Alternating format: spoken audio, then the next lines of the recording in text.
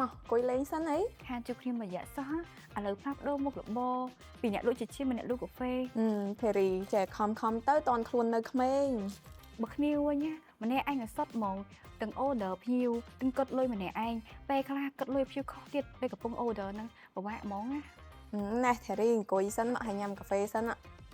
អេនិយាយដល់រឿងហ្នឹងធីរីឯងមានចាំអត់កាលមុនអូនមួយនោះមិនប្រាប់ពីការចុះឈ្មោះជាអ្នកសេដ្ឋកិច្ចក្រៅប្រព័ន្ធនឹងទូបានកញ្ចប់អត្ថប្រយោជន៍ពីថ្នាលបរិវត្តកម្ម Digital សហគ្រាសហ៎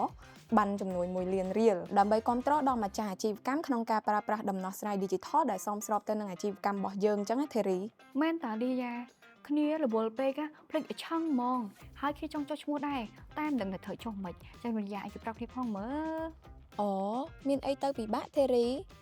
ដំបូងយើងគ្រាន់តែចូលទៅកាន់ថ្នាលបរិវត្តកម្ម Digital សហគ្រាសរួចចុចលើពាក្យដាក់ពាក្យស្នើសុំជំនួយថវិកាគាំទ្រ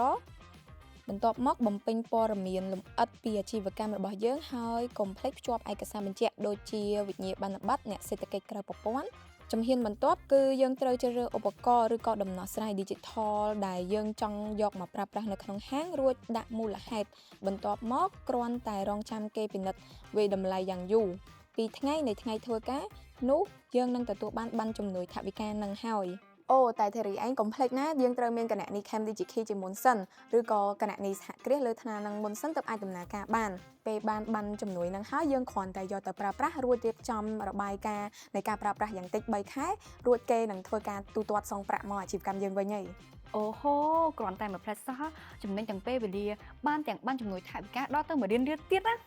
អញ្ចឹងបងប្អូនដែលជាអ្នកសេដ្ឋកិច្ចក្រៅប្រព័ន្ធកុំឲ្យឱកាសនេះកន្លងផុតទៅអសោះបងប្អូនអាច scan QR code នៅលើវីដេអូនេះដើម្បីមើលជំហានលម្អិតនិងចុះឈ្មោះបានភ្លាមៗសម្រាប់បងប្អូនដែលគាត់មានចម្ងល់តាក់ទងទៅនឹងការចុះឈ្មោះជាអ្នកសេដ្ឋកិច្ចក្រៅប្រព័ន្ធបងប្អូនអាចតាក់ទងមកលេខ1264ឬក៏គេហទំព័រ Facebook ផ្លូវការរបស់យើងគឺថ្នាល Digital សម្រាប់ការអភិវឌ្ឍសេដ្ឋកិច្ចក្រៅប្រព័ន្ធ